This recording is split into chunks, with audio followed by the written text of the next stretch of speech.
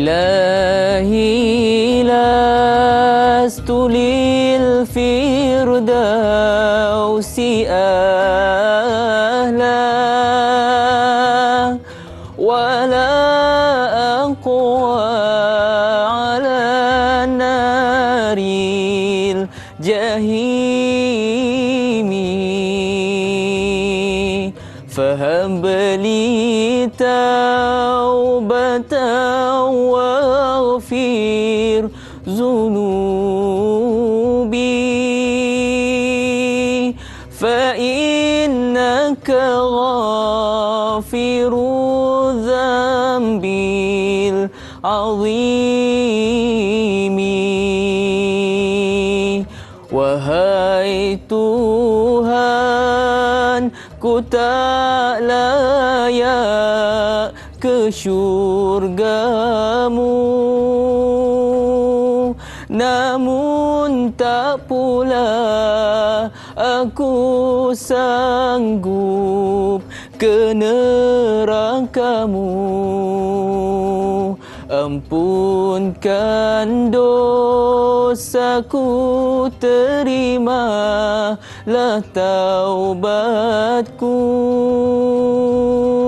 Sesungguhnya Engkaulah pengampun dosa-dosa besar. Amin amin ya rabbal alamin. Bismillahirrahmanirrahim. Assalamualaikum warahmatullahi taala wabarakatuh. Alhamdulillahi rabbil alamin wa bihi nasta'in ala umurid dunya waddin wa sallallahu wasallam ala sayyidina Muhammadin khatamin nabiyyin wa ala alihi wa sahbihi ajmain. Alhamdulillah, para penonton yang dirahmati Allah Subhanahu wa taala sekalian. Apa khabar? Saya mewakili kru dan produksi mendoakan tuan-tuan dan puan-puan agar diberikan kesihatan, diberikan kekuatan berbaki lebih kurang 5 hari lagi di bulan puasa sebelum menjelangnya Syawal pada minggu hadapan insya-Allah. Jadi tuan-tuan yang dirahmati Allah Subhanahu wa taala sekalian, pada hari ini tuan-tuan bersama dengan saya Da'i Fahmi yang akan mengemudi program kita Tanyalah Ustaz Biar Tahu Jangan Keliru, dengan topik yang akan kita bahaskan, akan kita kupaskan pada pagi ini berkenaan dengan kisah Ramadan dari Al-Quran, fitrah dan perayaan. Jadi sekiranya terdapat sebarang soalan ataupun kemusykilan, boleh terus tulis di ruangan komen di Facebook kami, di Facebook Tanyalah Ustaz TV3. Dan seperti biasa, saya tidak berkeseorangan, saya bersama dengan Al-Fadil Profesor Madya Datuk Dr. Muhammad Farid Ravi Abdullah. Khabar Ustaz? Khabar baik. Alhamdulillah, sihat macam biasa Ustaz? Sihat, Alhamdulillah. Alhamdulillah, sihat orang muda Ustaz.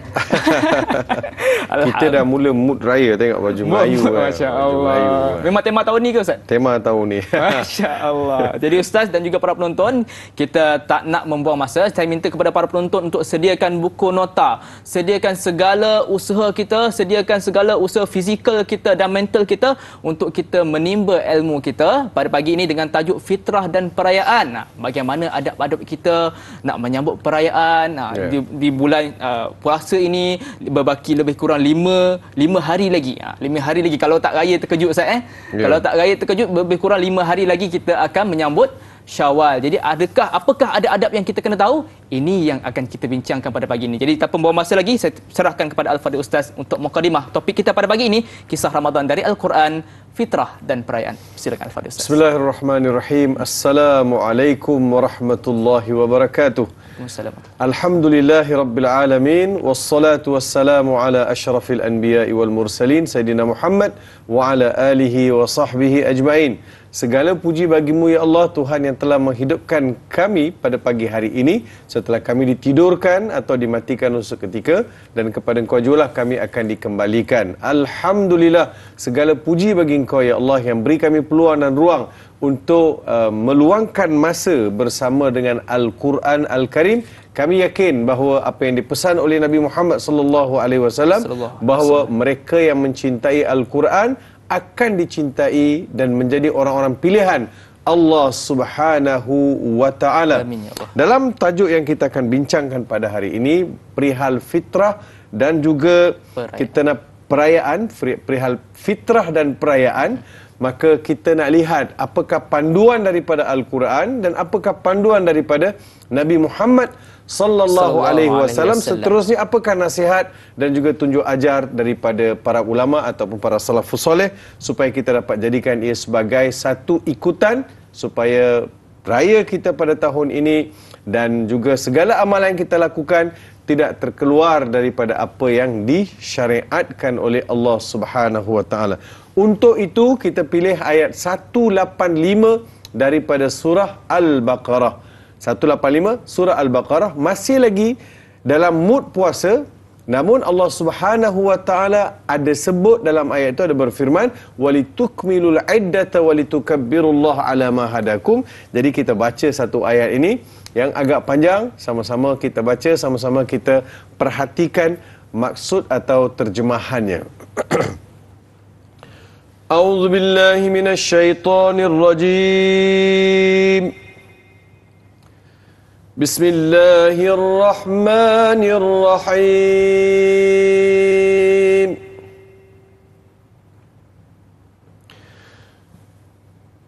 شهر رمضان الذي أنزل فيه القرآن شهر رمضان الذي أنزل فيه القرآن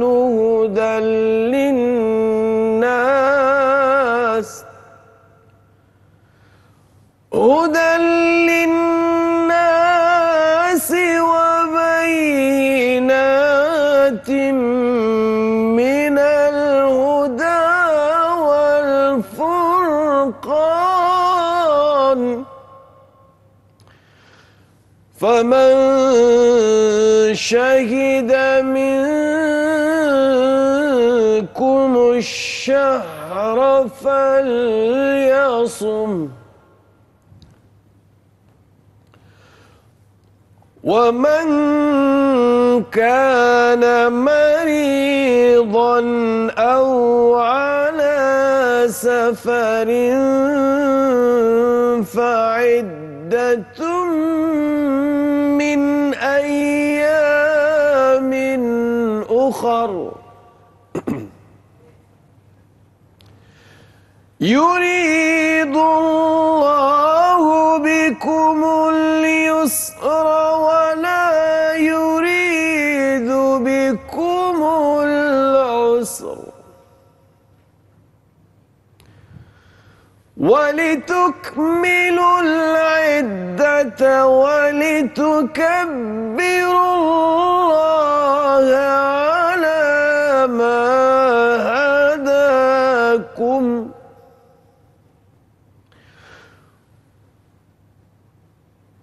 ولتكبروا الله على ما هداكم ولعلكم تشكرون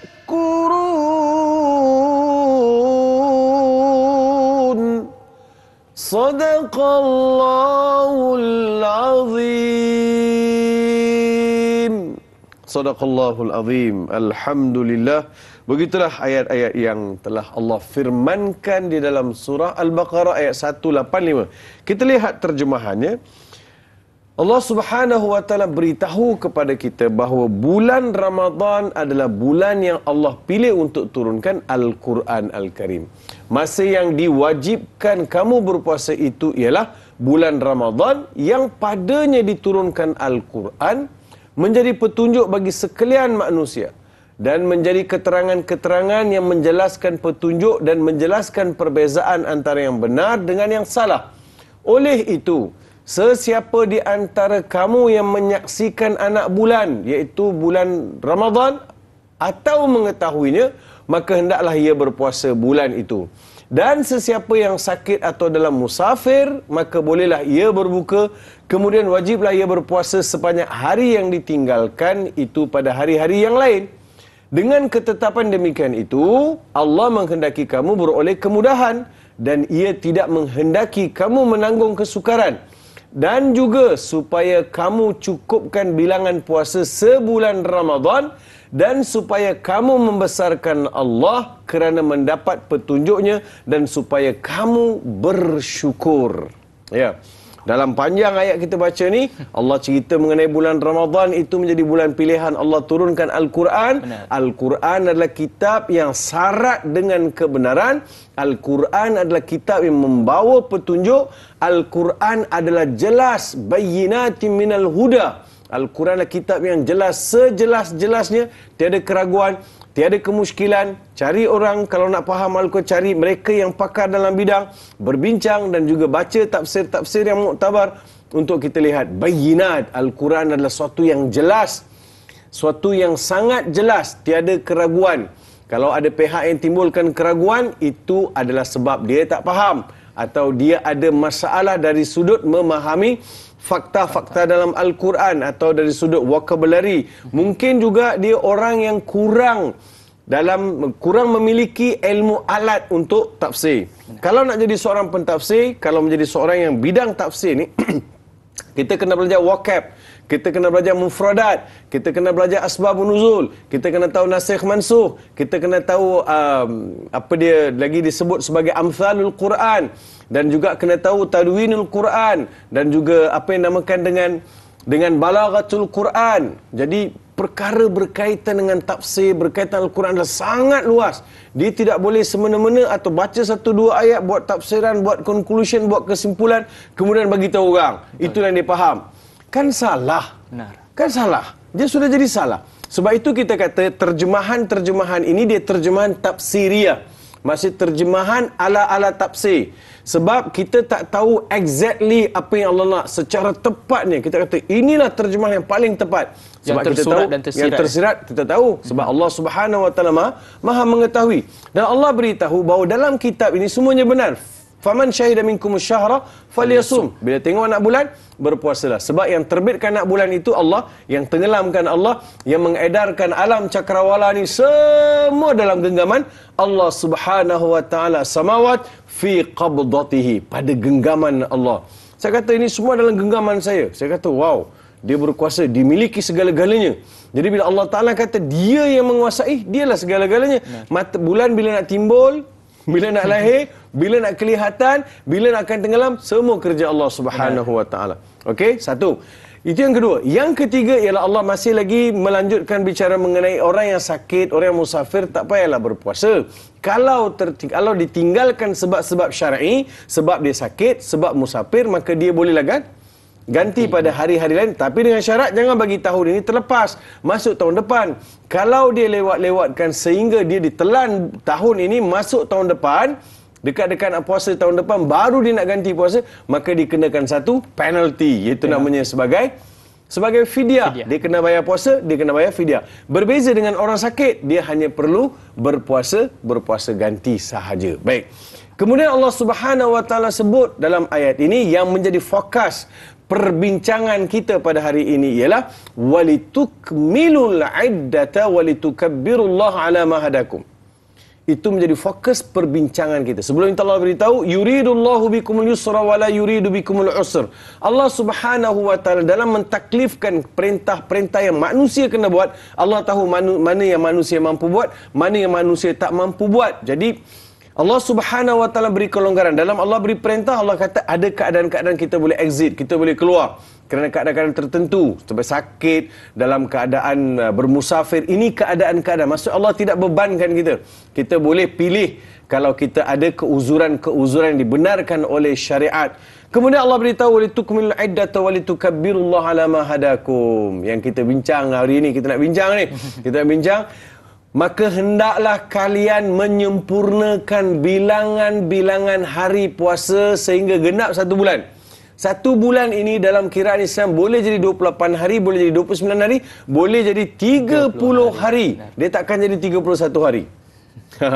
Jadi 28, 29, 20, 28, 29, 30. Jadi kita di Malaysia ini sama ada 29 atau 30. Cuma Nabi beritahu, takdir katalah orang pergi tengok anak bulan tak nampak. Itu disebut walitukmilul iddah.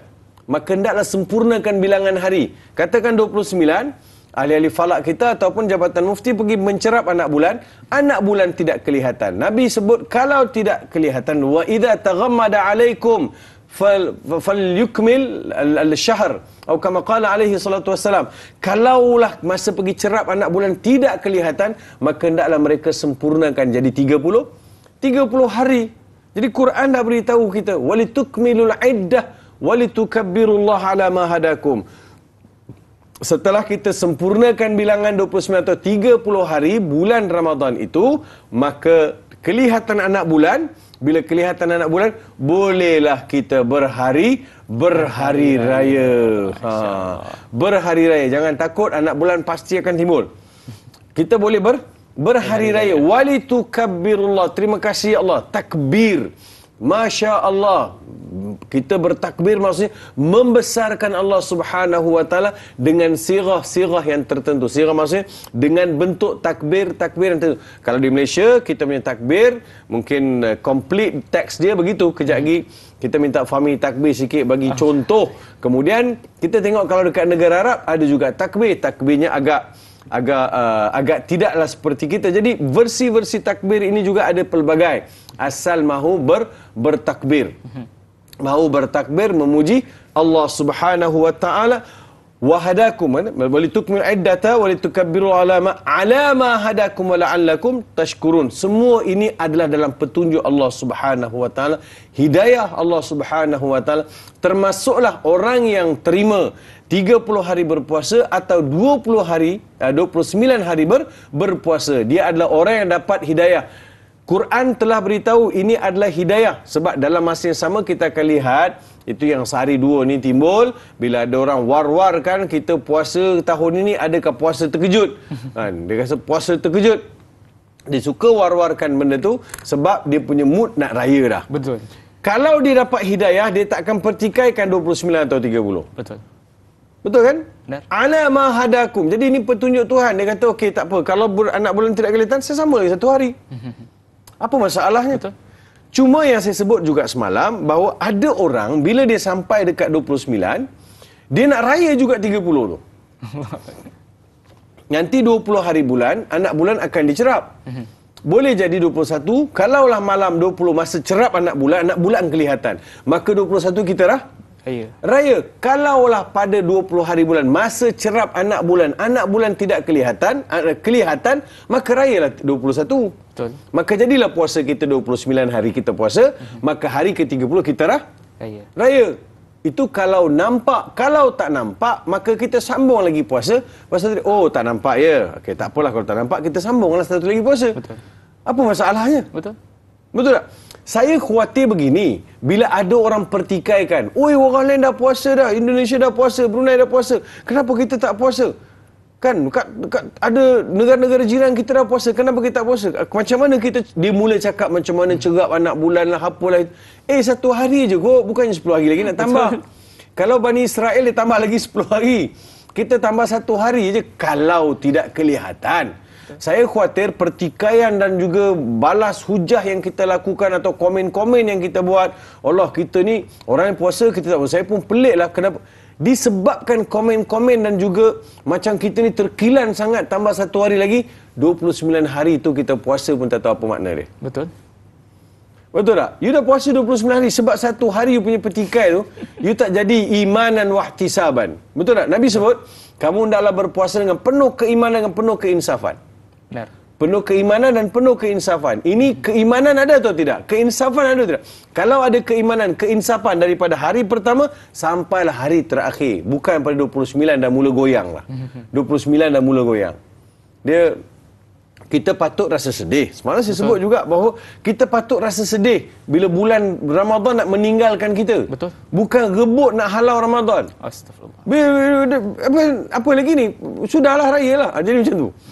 Saya dikunjungi dengan Ramadan. Ramadan datang bertandang ke kampung saya. Ramadan datang bertandang dalam hayat saya ni. Saya raikan. Sahabat-sahabat rasa susah hati, sedih, hiba bila Ramadan nak tinggalkan mereka. Kita pula bila nak habis Ramadan ni? Allahu Akbar. Pelik kan? Pelik, betul. Sebab kita punya mood raya dah. Sekarang ni pun dah mood raya. Fahmi pun mood raya belum? Belum lagi. Belum lagi, nanti dulu. Allah Akbar. Jadi tuan-tuan yang dirahmati Allah Subhanahu Wa Taala sekalian, kita nak beristighfar seketika. Kembali selepas ini dalam rancangan Tanyalah Ustaz, biar tahu jangan keliru.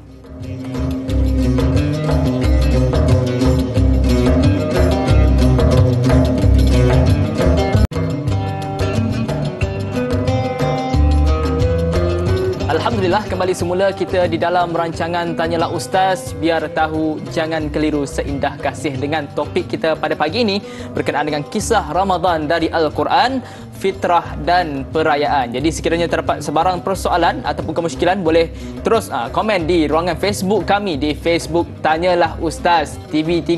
Baik, kita tak nak membuang masa lagi. Kita nak teruskan dengan pembincangan kita pada pagi ini. Dan Fadil Ustaz, saya nampak pada ayat yang Ustaz bacakan tadi di surah Al-Baqarah ayat 185, pada kalimah hadakum dan wala'allakum tashkurun. Hadakum dan tashkurun, iaitu hadakum hidayah dan bersyukur. Apa maksud kita kena bersyukur dan juga kita maksud hidayah di dalam ayat ini, Ustaz? Silakan. Ya, terima kasih Fahmi dan juga para penonton yang saya kasih sekalian.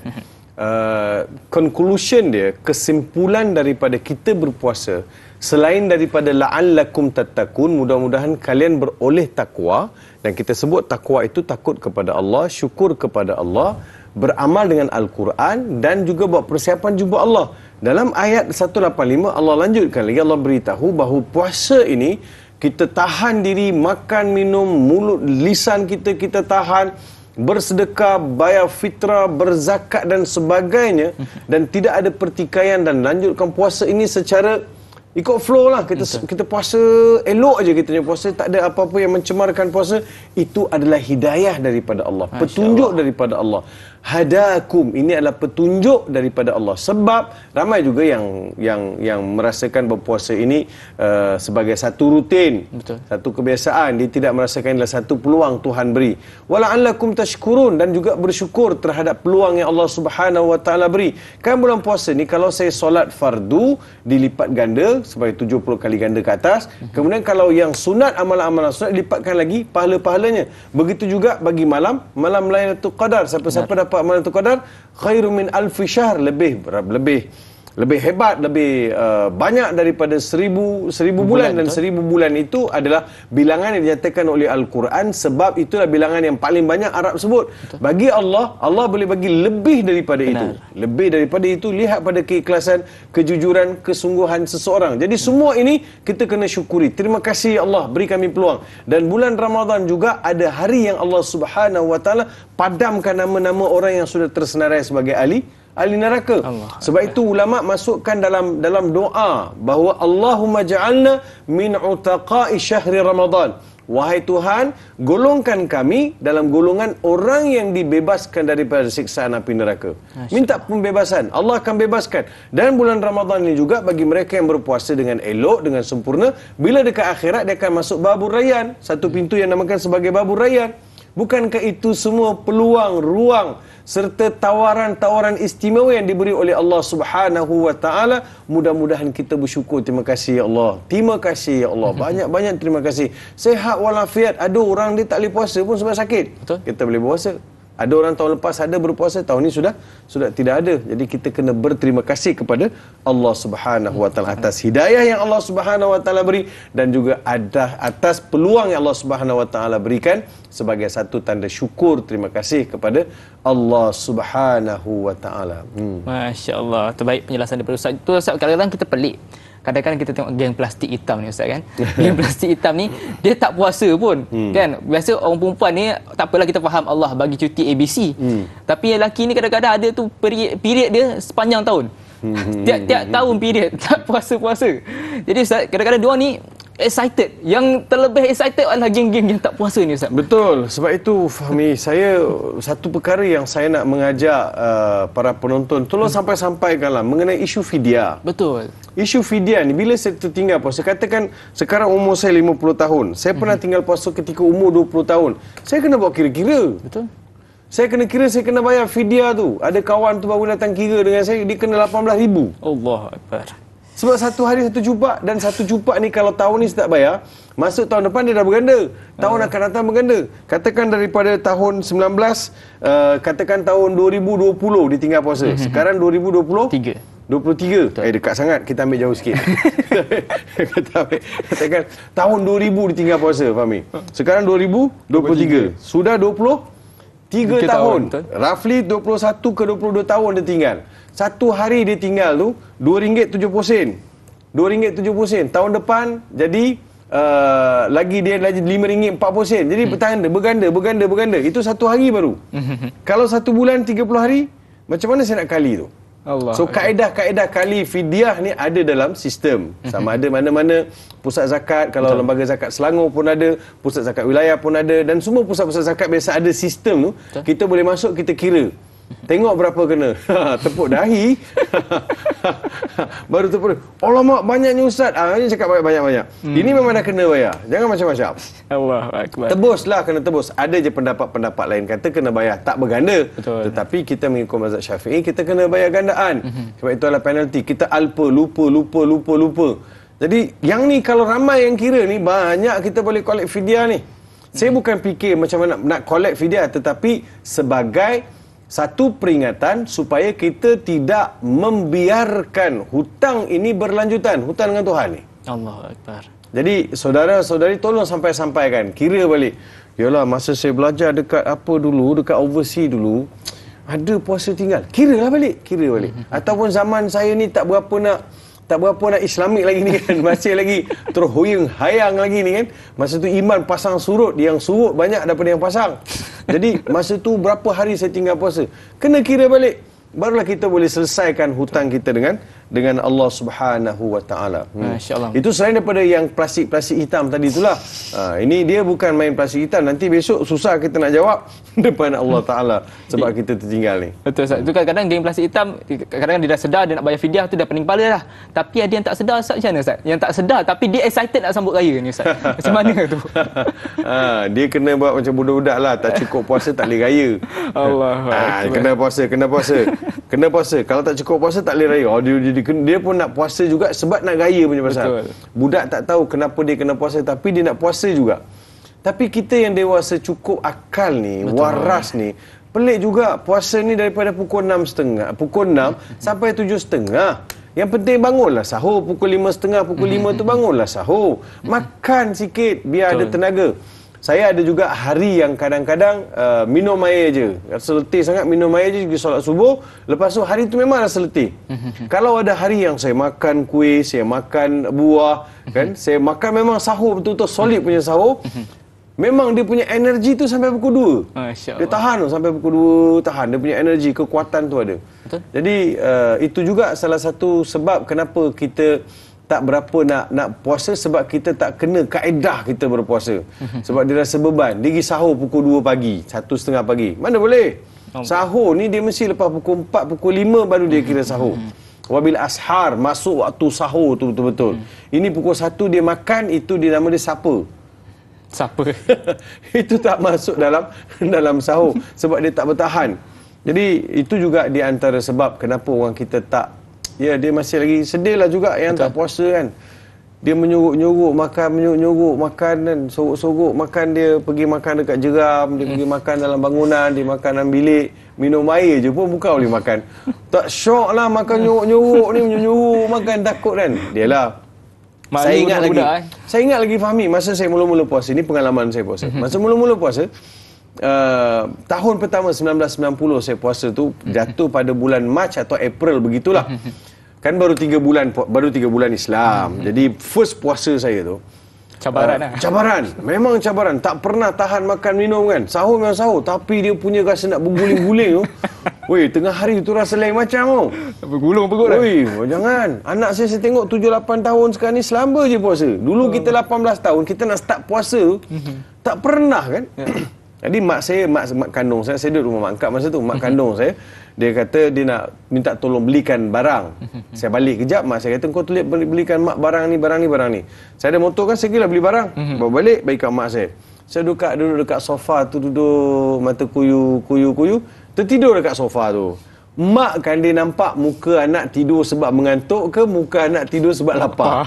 Mak dia memang hebat. Sebab baby kecil menangis, mak tahu dia sakit, dia menangis sebab sakit perut ke menangis sebab nak susu. Betul. Mak tahu, bapak dia tak tahu. Bapak dia selamba sikit. Jadi mak ni bila tengok saya tidur, dia kata, "Weh, anak aku lapar." Dia pun masuk ke dapur, dia masak. Tapi saya ingat Fahmi, masa tu mak saya masak sardin. Ingat lagi cerita tu. Dia sardin kan paling cepatlah boleh masak. Tapi masa tidur tu, bau sardin tu, tak khusyuk tidur. Selesai masak tu, mak saya kejut saya. Rawi, mak saya kata. Rawi, makan. Saya kata, saya puasa mak, saya tak boleh makan. Saya cakap Tamil dengan mak saya kan. Tak boleh makan, saya puasa. Alah, makanlah sikit. Lepas tu sambung. Saya kata, mana boleh mak makan sikit, sambung. Tak boleh, makan aja batal puasa. Lah, makanlah sikit, tak nak. Saya nanti pukul 7.30 saya akan buka puasa. Makanlah, tak apalah mak, saya puasa tak boleh makan. Dia dah masak, jadi nak suruh juga makan. Lepas tu mak saya cakap macam ni tau. Engkau aja beria nak puasa. Kat budak kampung ni ramai je tak puasa pun. Mak saya kata tu. Sebab budak-budak kampung ni, nakalnya dia orang ni kan, dia menggeli makanan, makan dekat belakang rumah mak saya. Pandai cepot dah. Dia kata kalau makan kat sini ni, tak ada siapa boleh marah. Kalau mak saya marah, katakan, tak ada puasa kah? Mungkin budak kata, Acik pun tak ada puasa. Mungkin boleh balas balik. Mak boleh balas balik. Mak saya kata, ini budak-budak ni memang nakal. Beli makanan, makan. Dekat belakang mak saya nampak dia orang tak puasa, nampak saya puasa. Jadikan itu sebagai satu jangkau je beri nak puasa. Budak kampung ramai je tak puasa. Lepas tu saya tak cakap apalah. Saya kata yang budak-budak tak puasa tu, saya tak nak buat apalah. Saya kata saya nak puasa juga macam mana pun. Ini perintah. Saya jadi seorang Islam, saya jadi seorang Muslim yang baik. Mak saya pun tutup tingkap. Tutup tingkap. Kata makan. Kenapa mak tutup tingkap? Tak, mak tutup tingkap. Orang tak nampak makan dia. Arwah mak saya kata, makan sekarang. Dah tutup tingkap, dah boleh makan. Saya kata, mak, saya puasa ni bukan sebab orang. Betul. Mak tutup tingkap, orang tak nampak. Tapi kalau saya makan, Allah tetap nampak. Betul. Di mana saya makan, Allah tetap nampak. Mata orang boleh tutup, mak. Mata tu, pandangan Tuhan tak boleh tutup. Betul. Yang tu mak saya sentak. Mak saya tak cakap apa. Yelah, susahlah kau ni. Nanti buka puasa kau makanlah. Yang tu mak saya surrender. Sebab mak saya pun yakin juga Tuhan akan tengok kat mana kita berada. So itu pengalaman lah. Itu masa cerita sebelum mak saya masuk Islam. Mak saya masuk Islam tahun 2000 dan meninggal. Tahun 2001, bulan 3, bulan 5 meninggal. So itulah ceritanya pengalaman berpuasa kali pertama. Masya Allah. Memanglah cabaran. Lepas tu bertahun-tahun berikutnya dah mula biasa. Ramai mu'alaf ni yang masuk Islam umur 50, 40, ada anak murid saya yang berpuasa elok. Yang kita ni hidup je. Yang ni kita ni Islam lama ni, minta maaf dengan izin. Dia lama dah ni, apa salah bawa plastik hitam? Kan, saya ada tanya dengan seorang mamak ni, kata, "Mak, macam mana bulan puasa ni agak?" "Bolehlah Ustaz." "Apa boleh? Bagus ke tak bagus?" Dia kata, kalau bulan biasa saya goreng mi 3 kilo, bulan puasa saya goreng 5 kilo. Naik lagi. Sebab ada yang pergi belakang. Ada juga. Saya kata, "Mamak, you jangan subahat sama itu diorang semua." Betul. Ada kawan saya ni, dia ni tak Islam. Dia kerja company besar. Dia tak Islam. Dia duduk masa satu hari tu, ada satu majlis, kira 7 kali lagi nak puasa. Majlis tu, adalah satu majlis, saya tak ingat majlis apa. Tapi kawan yang tak Islam ni duduk dengan saya, dan ada budak-budak Islam, budak-budak Melayu Islam ni sekali. Jadi masa makan-makan tu, 3 hari lagi nak puasa kan. Jadi kawan yang tak Islam ni kata, dia ni menggali. Dia kata, "Tahun ini, saya tak mau syubahat dengan kau orang." Dia kata. "Jangan suruh saya beli makanan." Rupanya digunakan kawan ni, yang Sing ni, pergi beli makanan. Jadi kalau Sing ni pergi beli makanan, mungkin tak nampak sangat lah. Jadi yang digunakan, "Weh, tolonglah beli untuk aku." Jadi begitulah macam-macam karena kita. Yang sudah tu sudah.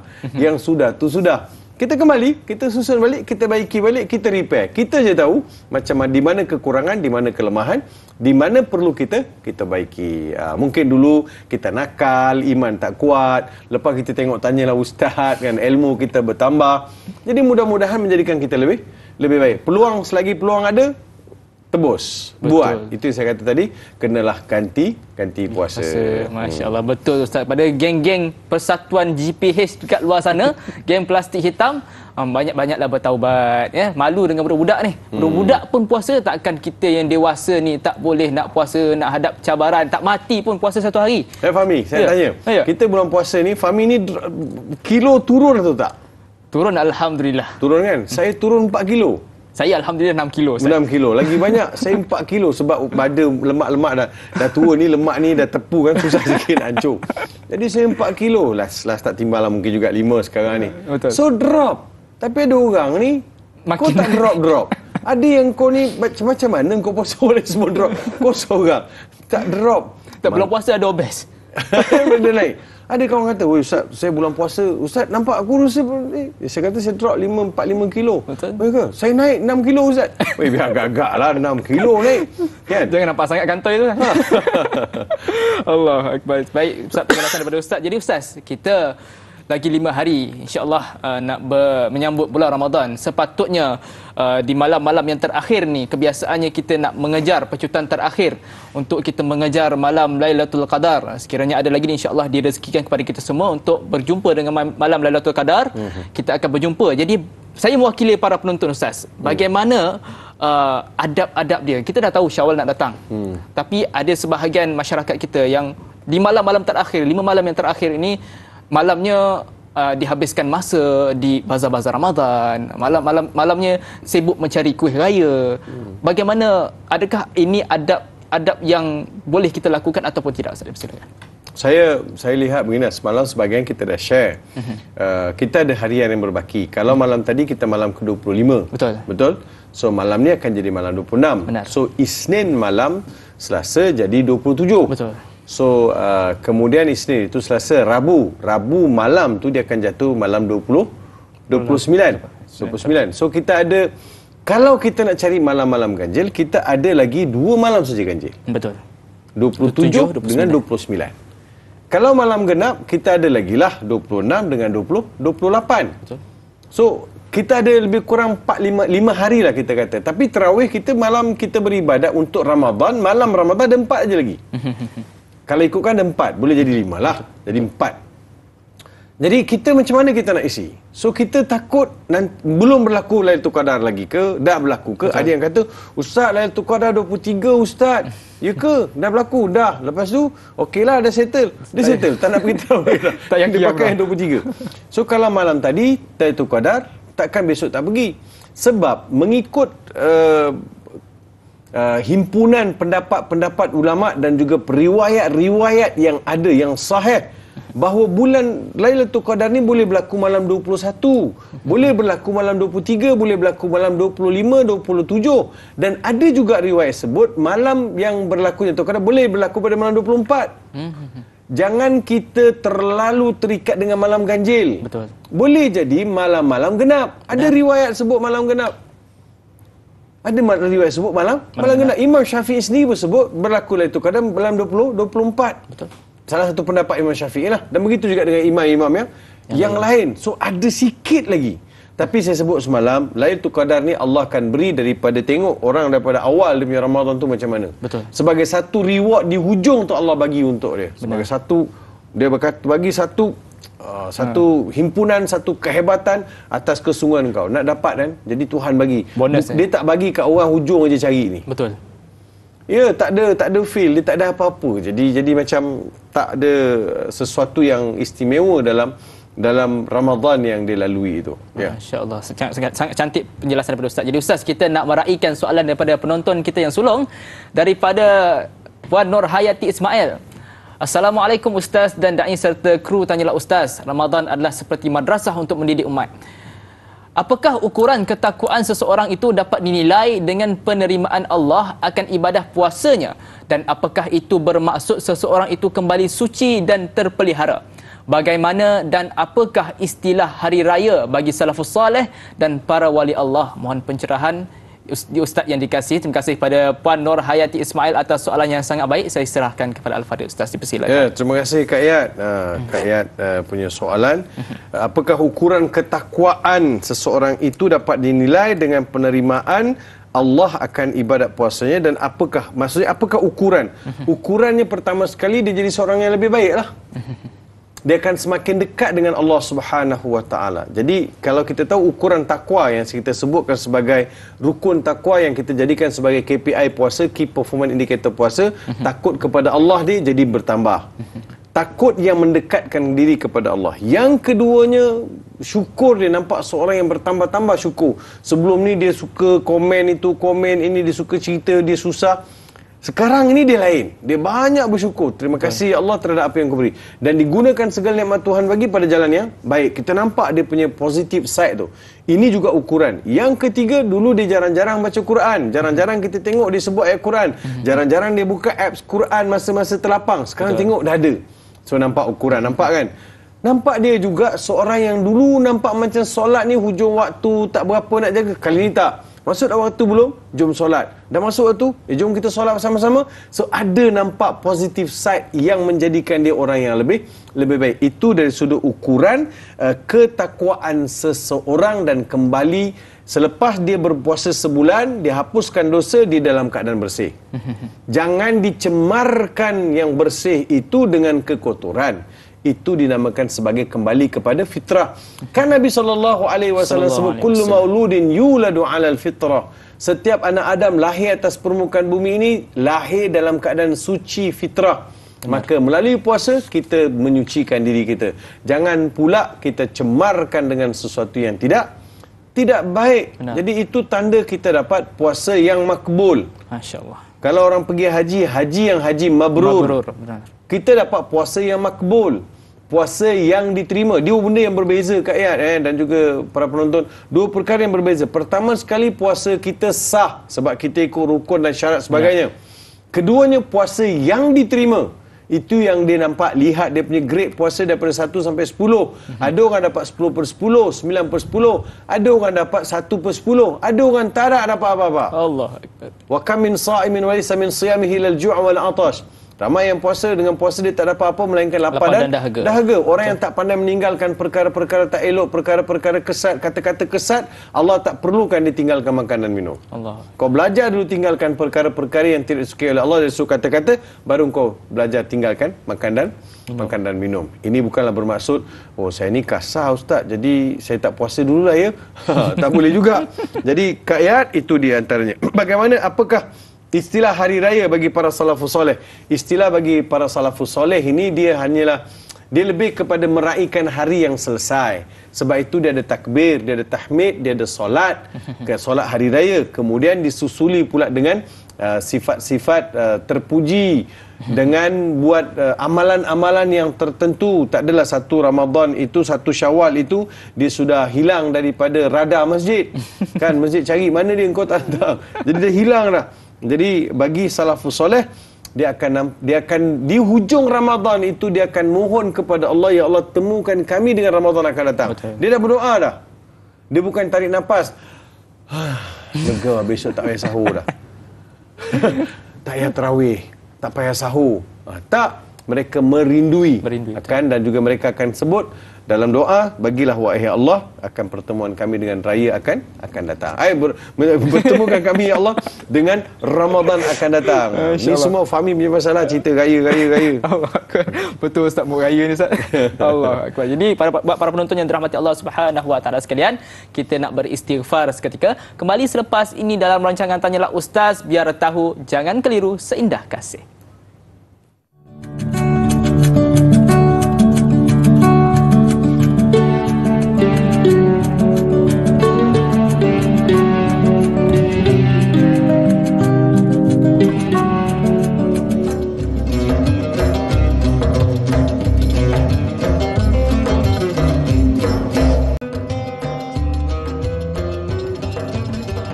Alhamdulillah, kembali semula kita di dalam rancangan Tanyalah Ustaz, biar tahu jangan keliru seindah kasih. Buat para penonton yang baru saja menyaksikan program kita pada pagi ini, suka saya nak ingatkan topik yang sedang kita bincangkan, yang sedang kita raikan soalan daripada para penonton adalah berkenaan dengan kisah Ramadan dari Al-Quran, fitrah dan perayaan.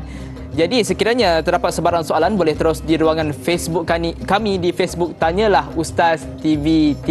Dan kita pun sedang berada di episod terakhir bagi kisah Ramadan dari Al-Quran, Fitrah dan Perayaan. Jadi tanpa membuang masa lagi, kita nak terus meraihkan soalan penonton. Dan Ustaz, sebelum saya nak raihkan soalan daripada penonton, Ustaz, bagaimana untuk kita jelaskan, Ustaz, maksud sebenar kalimah Aidul Fitri ni, Ustaz? Sambutan Aidul Fitri ni. Perkataan Aidul Fitri ni bahasa Arab. Aid itu membawa maksud kembali. Kembali. Dan juga fitr itu kepada fitrah. Ini yang disebut dalam beberapa, contohnya macam menurut Kamus Dewan edisi keempat, perayaan bermaksud pesta untuk merayakan sesuatu peristiwa seperti perayaan kemerdekaan, Maulud Nabi, Hari Raya dan lain-lain. Dalam perayaan, semua manusia pasti merasa gembira meraihkannya dengan pelbagai cara. Jadi, dalam bahasa Arab pula, Aid itu mempunyai akar kata yang sama dengan ada ya'udu, iaitu membawa maksud kembali. Dalam Tahdzibul Lughah dinyatakan bahawa hari raya dinamakan Aid kerana ia kembali dengan kegembiraan pada setiap tahun. Maksudnya, tahun lepas dah raya, dah gembira, tahun ni raya. Jadi kembali bergembira. Setelah setahun tu kita bergembira pula. Agama Islam tidak menafikan fitrah manusia yang mempunyai perasaan gembira dan ingin meraihkan sesuatu peristiwa. Apatah lagi selepas menyelesaikan satu ibadah atau mendapat nikmat yang besar. Allah Subhanahu wa taala berfirman dalam surah Yunus ayat 58, "Qul bi fadlillahi wa bi rahmatihi fabidzalika falyafrahu huwa khairum mimma yajma'un." Katakanlah wahai Muhammad, kedatangan Al-Quran itu adalah semata-mata dengan limpah kurnia Allah dan kasih sayangnya, maka dengan isi kandungan Al-Quran itu hendaklah mereka bersuka cita, maksudnya bergembira, ya, bukan dengan lainnya, kerana ia lebih baik daripada apa yang mereka himpunkan dari segala benda yang benda dan perkara yang tidak kekal. Maksudnya Allah nak beritahu falyafrahu, bergembiralah. Islam mengharuskan manusia bergembira. Dan gembira ini dapat dirasakan melalui hari raya yang kita akan sambut nanti. Namun kebenaran itu selagi mana ia tidak melanggar batasan-batasan syariah. Maksud kebenaran berhari raya, bersuka, selagi mana tidak melanggar syariat adalah benar. Islam mengharuskan. Malah dalam Islam juga ada dua perayaan yang diiktiraf secara jelas oleh Nabi Muhammad SAW, iaitu hari raya Aidul Fitri dan juga hari raya Aidul Adha, atau dia kata Aidul Fitr dengan Aidul Adha, ataupun hari raya Fitrah ataupun hari raya Aidul Adha. Masya Allah, sangat cantik jawapan Ustaz. Jadi Ustaz, kita nak meraihkan soalan daripada penonton yang seterusnya daripada Al-Shal. Adakah kebenangan sebenar disambut dengan tangisan kerana sedih berpisah dengan Ramadan dan menangis gembira kerana berjaya menyempurnakan perintah Allah melawan hawa nafsu serta kembali kepada fitrah dan menjadi orang yang beriman yang taat dengan perintah Allah? Terima kasih kepada Al-Shal atas soalan yang sangat baik. Salahkah kita bergembira secara overdose ataupun ada panduan-panduan ni, Ustaz? Silakan. Ya. Islam tidak menghalang kita daripada bergembira. Dalam anak kita berjaya SPM, kita bergembira. Anak kita habis belajar, kita bergembira. Anak kita dah berumah tangga, kita bergembira. Ada kegembiraan yang menjadi salah satu sifat manusia dan ia adalah secocok dengan manusia yang waras, sehat. Dia nak gembira, lumrah. Jadi dalam hari raya ini, bolehkah kita nak bergembira? Kita nak duduk di dalam satu bilik, di satu sudut, kita nak menangis atau mentangisi pemergian Ramadan. Bila Islam letakkan kita harus berhari raya, harus bergembira, maka ada batasan. Batasannya selagi mana tidak langgar perintah Allah Subhanahu wa taala. Kita lihat di pagi raya tu, kita jaga hari raya itu dengan solat hari raya. Pertama sekali kan, nanti kita akan bincang macam mana pagi raya saya nak buat apa. Kita akan solat hari raya. Kemudian kita akan menziarahi. Kemudian kita akan bermaaf-maafan. Dan dalam tu semua tu mesti jaga batasan.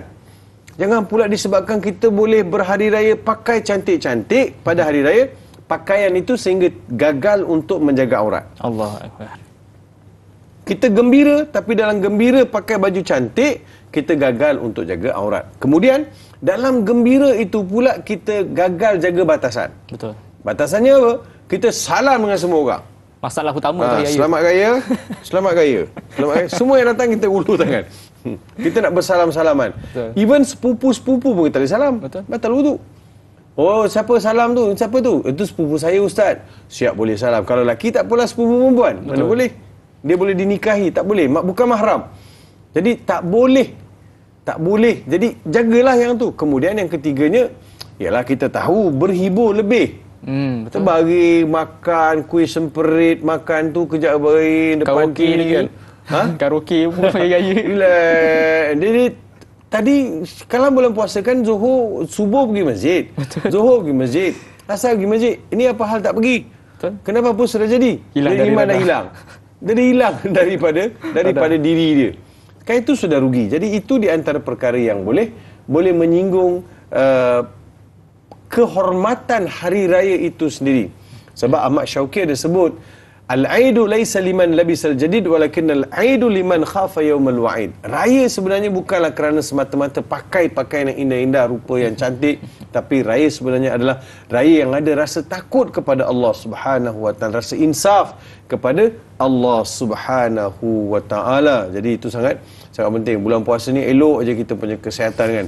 Jadi hari raya tu tengok apa sudah jadi pro, kita pun dah kata, "Woi, kau ni agak-agak lah." Semua pakai masuk. Jadi sebab itu kita nak melawan nafsu ni supaya raya hari 1 Syawal ini kita tak gagal, kita tidak kecundang dengan apa yang telah kita kumpul sepanjang bulan Ramadan. Masya-Allah, sangat cantik jawapan Ustaz. Jadi Ustaz, di awal-awal tadi, di mukadimah tadi Ustaz ada menceritakan tentang orang yang akan mendapat Lailatul Qadar ini adalah orang yang bersungguh-sungguh daripada awal puasa. Allah akan bagi ganjaran di akhir puasa ini dengan malam Lailatul Qadar. Tapi bagaimana Ustaz, sekiranya orang ini, sebahagian orang, dia melakukan amal ibadah pada bulan puasa ini sungguh-sungguh. Tapi selepas daripada bulan puasa ini, amalan itu semua hilang. Masjid tak datang, sedekahnya dah hilang, kan baca Qurannya pada bulan Ramadan saja tak ada diamalkan lagi. Bagaimana Ustaz? Ya, ini di antara perkara yang kita sebut dia KPI puasa, Key Performance Indicator puasa itu adalah sangat mustahab untuk kita buat measurement maksud kita buat ukuran lah. Ukuran itu saya sampai kat mana dah. Dari sudut iman saya, dari sudut takut saya, dari sudut Quran saya, dari sudut syukur saya dah sampai mana. Kalau saya dapat betul-betul menghayati, pastinya bulan Syawal saya tidak akan hanyut, saya tidak akan hilang, saya tidak mudah dikaburkan dengan kegembiraan. Dalam kegembiraan itu saya tetap ingat Allah. Dalam kegembiraan itu saya tetap solat. Dalam kegembiraan itu saya tetap jaga batasan. Dalam kegembiraan itu saya tidak mengenepikan hukum-hukum yang ketetapan-ketetapan Allah Subhanahu wa taala. Selain daripada itu, bila raya ni kita dah pergi rumah tu, kita dah pergi rumah ni, solat pun kita tak berapa nak jaga. Betul. Solat pun tinggal. Solat pun tinggal. Kita tak berapa nak jaga.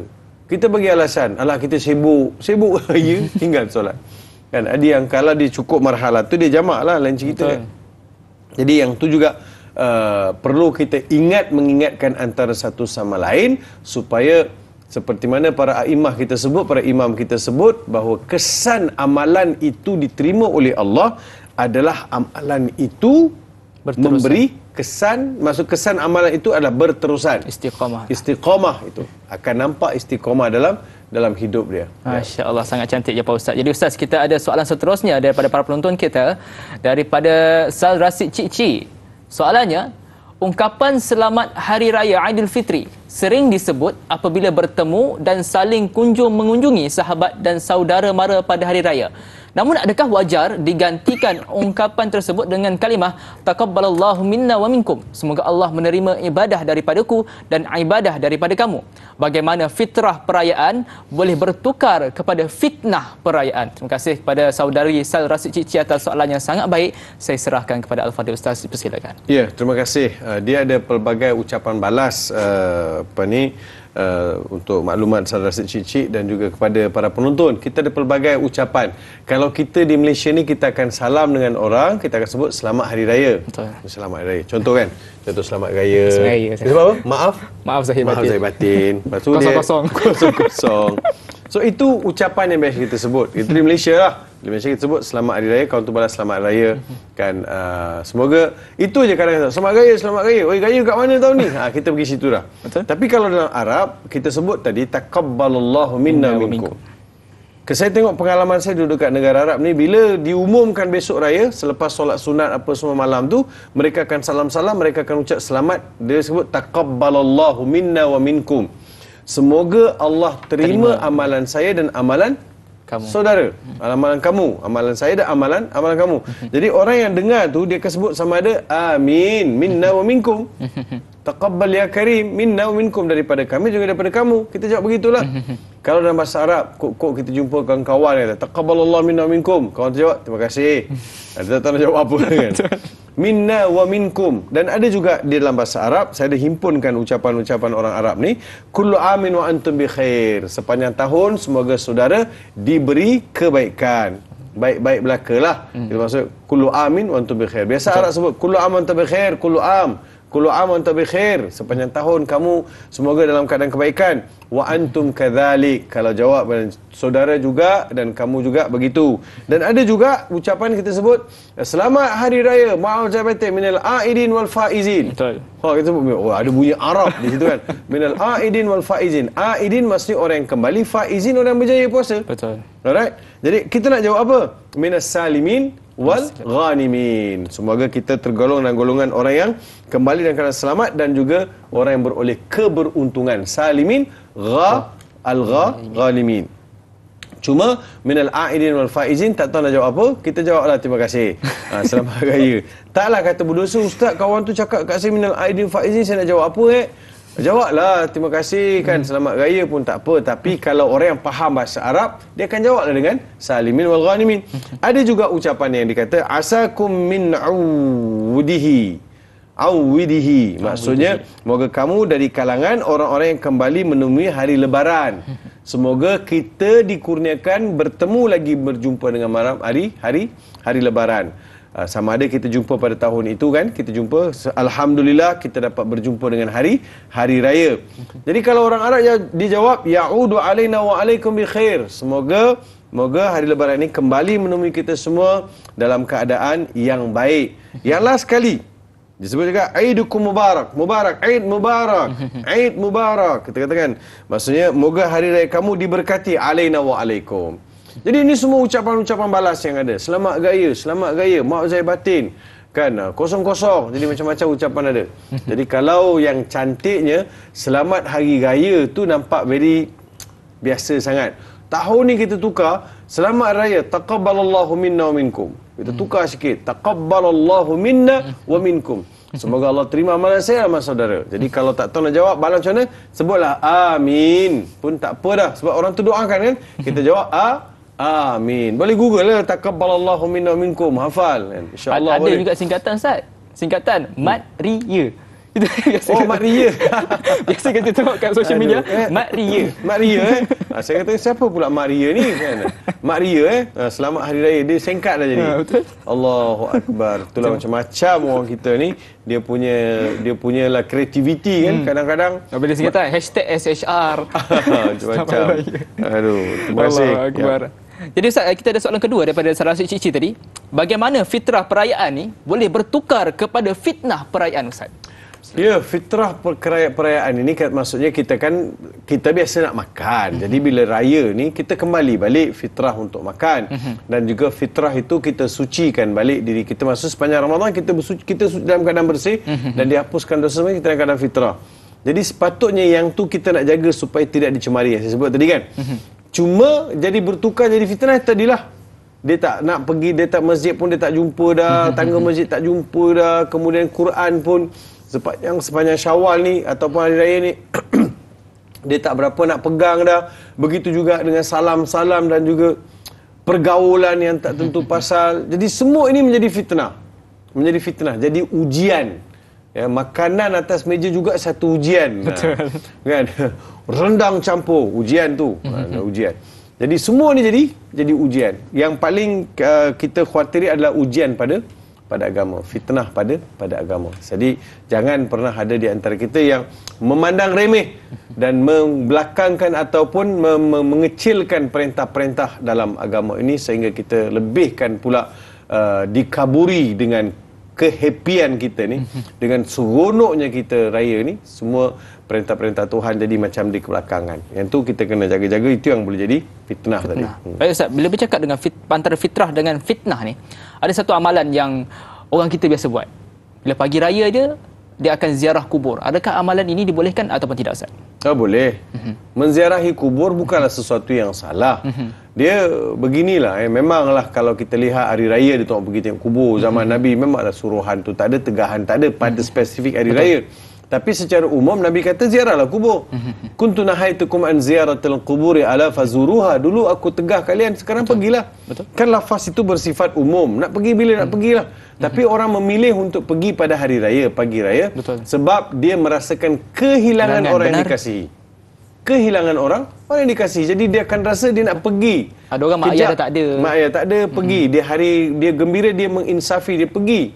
Orang yang dikasihi tak ada, pergi kubur, ziarah kubur, sedekahkan Fatihah, bagi salam kepada mereka, bersihkan kubur. Benar. Jadi itu adalah sesuatu yang tidak ditegah. Betul. Boleh aja siapa nak pergi, apa salahnya nak pergi. Saya tak nak pergi, tak apalah. Tak payahlah kata ini adalah tak betul, ini adalah bid'ah pagi raya, ini adalah sesat, ini adalah itu, ini kita disuruh gembira, bukan suruh pergi kubur bersedih-sedih. Taklah, maksudnya tak adalah kata orang tu sepanjang hari akan sedih lepas balik kubur. Jadi nak melepaskan kerinduan. Melepaskan kerinduan, menziarahi kubur. Paling tidak dia akan insaf pagi raya tu. Jangan lebih-lebih kan di pagi raya tu. Jadi tidak ada tegahan. Harus hukumnya untuk kita menziarahi kubur. Benar. Pada pagi raya. Siapa tak nak pergi, tak apalah, duduk dalam rumah baca Facebook, baca WhatsApp. Atau makan karipak, makan lemang. Kalau saya nak pergi sebab saya nak ziarah juga kubur arwah isteri saya.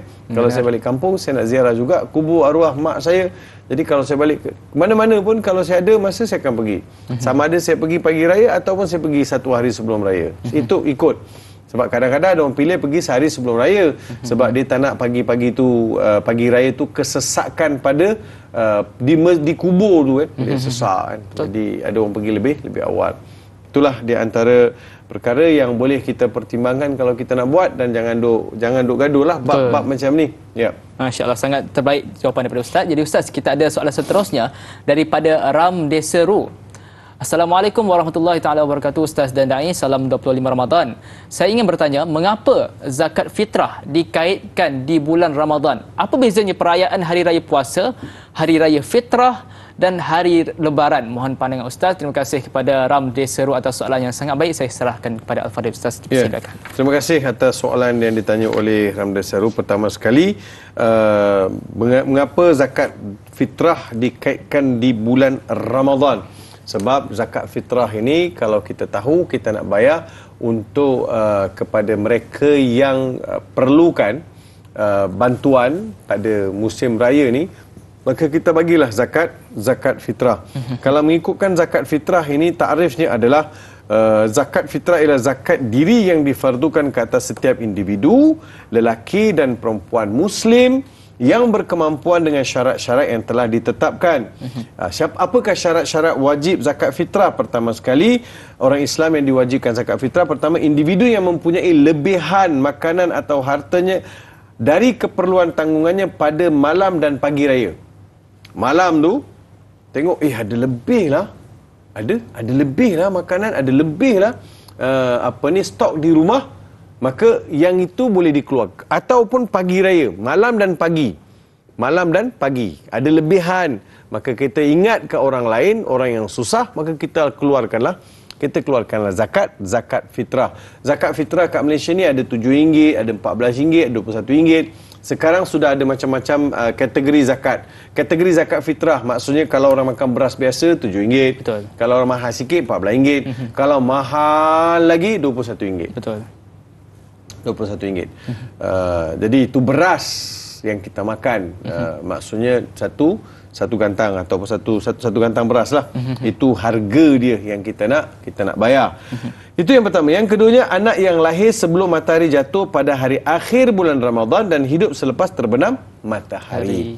Dia lahir hujung Ramadan dan dihidup sampai tenggelam matahari. Maka baby itu kena bayar zakat. Ataupun baby yang lahir di tengah-tengah sekarang ni pun masih lagi kena bayar zakat. Bayarlah zakat fitrah lah maksud saya. Memeluk Islam sebelum terbenam matahari pada hari akhir Ramadan dan berkekalan Islam. So 29 tu dia masuk Islam petang tu. Lepas asar dia masuk Islam. Dan kekal Islam dia sampai tenggelam matahari. Maka dia juga kena bayar zakat fitrah. Seseorang yang meninggal selepas terbenam matahari akhir Ramadan. Kan akhir Ramadan, sesiapa yang meninggal pada akhir Ramadan selepas terbenam matahari akhir Ramadan kena bayar sebab dia hidup sepanjang Ramadan, dia meninggal selepas terbenam matahari pagi raya. So hidup dia tu dikira sebagai orang yang kalau ada kemampuan taklah dikeluarkan zakat fitrah untuk dia. Zakat fitrah ini untuk dikeluarkan dan diberikan kepada orang susah seperti mana dalam panduan-panduan diberikan oleh Nabi sallallahu alaihi wasallam. Apa dia punya berat dia 2.70 kilogram beras atau senilai dengannya. Itulah jatuh RM7, RM14, RM21, RM1. Waktu yang paling afdal bayar zakat. Saya nak sebut juga waktu yang afdal bayar zakat fitrah ni. Dia sebenarnya waktu yang afdal bayar zakat fitrah pagi raya. Itu mengikut jumhur ulama pagi raya sebab dia kena ambil kira hujung Ramadan itu apa yang ada. Betul. So lebihan itulah dikeluarkan zakat fitrah. Kalau tak ada, tak adalah. Tapi sekarang ni kita tak ada lagi dah nak tengok hujung Ramadan ada apa. Betul. Sebab rumah kita berawal Ramadan ada macam-macam. Kita ada pendapatan tetap, kita ada gaji, jadi macam-macam stok ada. Jadi oleh yang demikian, saya nampak bahawa boleh ditukar afdal bayar zakat fitrah ini, dia adalah lebih, bagi saya lebih awal bayar lagi senang. Betul. Sebab yang itu kelak nak diagihkan kepada orang lain. Betul. Tak payah pening-pening kepala dah. Tak payah pening kepala. Sekarang kita dah bayar pakai duit dah, kita boleh transfer online. Benar. Pun boleh. Bayar pakai QR code pun boleh. Dah ada kemudahan. Macam-macam kaedah yang boleh kita gunakan untuk bayar. Sebabnya saya tengok kalau ikut waktu apabila terbenam matahari akhir Ramadan, itu waktu wajib. Waktu afdal sebelum solat raya. Waktu sunat sepanjang bulan Ramadan. Selepas waktu makruh selepas solat hari raya sehingga terbenam matahari pada hari 1 Syawal. Yang waktu haram selepas terbenam matahari 1 Syawal. Jadi ini waktu-waktu yang tertetapkan. Ada satu insiden berlaku 2-3 tahun lepas di masjid. Saya nak share lepas ni lah, lepas rehat. Memang pelik-pelik macam-macam orang kita ni. Nak tahu kisah apa yang Ustaz nak sampaikan kejap lagi? Kita berehat dulu. Kembali selepas ini dalam rancangan Tanyalah Ustaz. Biar tahu, jangan keliru seindah kasih.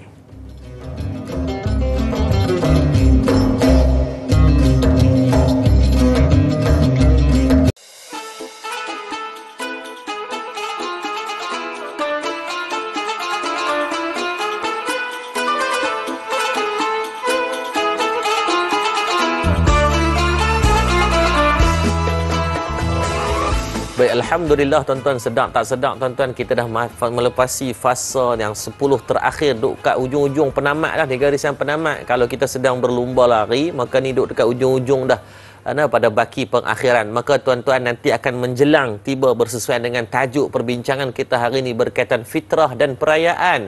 Maka tuan-tuan dirahmati Allah, perayaan Adil Fitri itu adalah tanda kemenangan perjuangan kita selama 30 hari dalam bulan Ramadan. Tapi janganlah kita memenangkannya tanpa kita memikirkan juga tentang kesusahan orang lain. Kan lagu raya kita selalu dengar kan, dalam kita bergembira jangan lupa yang tiada tu. Tiada tu apa? Bukan yang dah arwah yarham. Yang tiada ni di antaranya juga yang tiada dari segi kemampuan, yang tak ada baju raya. Kita pakai baju raya, saya boleh hatok ni, pagi pakai ni, petang pakai ni. Ada orang yang mungkin tuan-tuan, mungkin pakaian yang dia pakai sekarang ni, 16 hari bulan ni jugalah yang dia akan pakai pada hari raya. Maka justru di sinilah kelangsungan yang kita kembalikan Adil Fitri, yang fitrah dan perayaan ini, untuk kita mengambil faedah membantu golongan orang-orang yang memerlukan sebagai tanda kewajipan dan belas kasihan kita. Kita membantu ni tuan-tuan, mustahil di sisi Allah untuk kita miskin.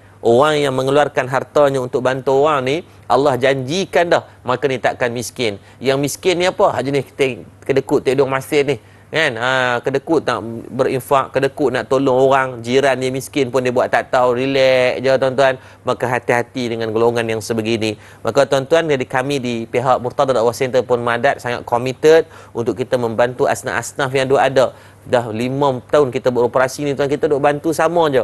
Duit tak ada pun tuan-tuan, dalam akaun kami bukan ada duit pun, kadang-kadang kita bincang dengan pihak kedai-kedai yang jual baju raya, kita buat kerjasama dengan mereka, sediakan kupon, ambil dulu baju, kita bayar kemudian dan sebagainya. Apa nak kelangsungan daripada asnaf-asnaf ni pun ada kemampuan pakai baju yang cantik, makanan yang sedap. Kita sediakan juga food bank, maksudnya tuan-tuan yang duduk di Sungai Petani nak mai hantar kuih raya kat Madat, bukan Madat nak makan semua. Kami ni bukan belah saka, tapi kita boleh akan bagi kepada asnaf-asnaf yang tak ada kuih raya, mai ambil kat Madat. Bawa balik kat rumah mereka, jadi pagi raya tu nampak senonoh lah sikit raya. Ni kadang-kadang jamu biskut Mary, jamu biskut dia orang mati tu, orang tak semangat nak raya. Jadi ambil manfaat di bersama dan jangan lupa sempena Ramadan juga 10 terakhir beberapa hari ni, fidyah. Hampa pandai tinggal puasa, tak kerti nak ganti, fidyah buat kedekut tak bayar, hutang kita dengan Allah. Maka ambil manfaat sebaik mungkin. Dan 10 malam terakhir juga pada pagi raya nanti, tuan-tuan mai kita ada Qiyamul Lail untuk kita bersama dengan Ustaz Syukri Ali, Imam Sudais. Ni memang sedap tak relax pada pagi raya tersebut. Dan kita ada khutbah khas berkaitan Hari Raya di Masjid Madat, insya-Allah.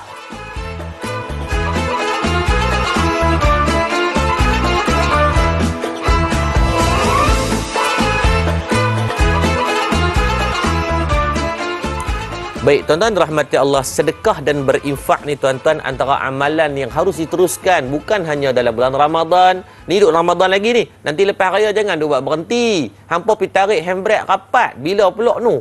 Tahun depan pula. Jangan takut-takut mati. Maka ambil ni, hari ni masih Ramadan. Ambil ruang dan keberkatan ini untuk kita memperbanyakkan infak. Kita tak tahu ni, mungkin pagi tadi Allah takdirkan Lailatul Qadar. Pagi ni kita berinfak, maka mengambil faedah yang sama daripada Lailatul Qadar yang Allah takdirkan, seperti mana 1000 bulan bersamaan 80 tahun lebih kebaikan.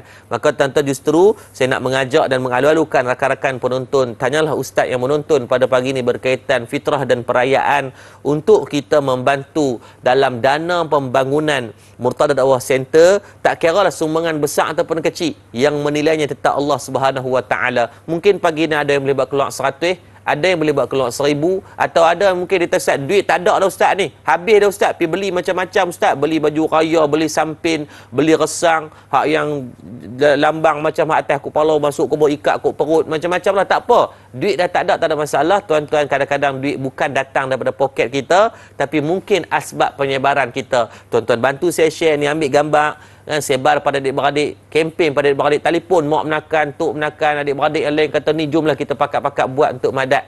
Nah, saya tak dapat sekupang pun daripada sumbangan tuan-tuan ni, tetapi kita akan bangunkan sama-sama untuk ummah. Tuan-tuan bayangkan, sebelum masjid siap dulu, kita dah uruskan jenazah secara percuma 2000 orang lebih.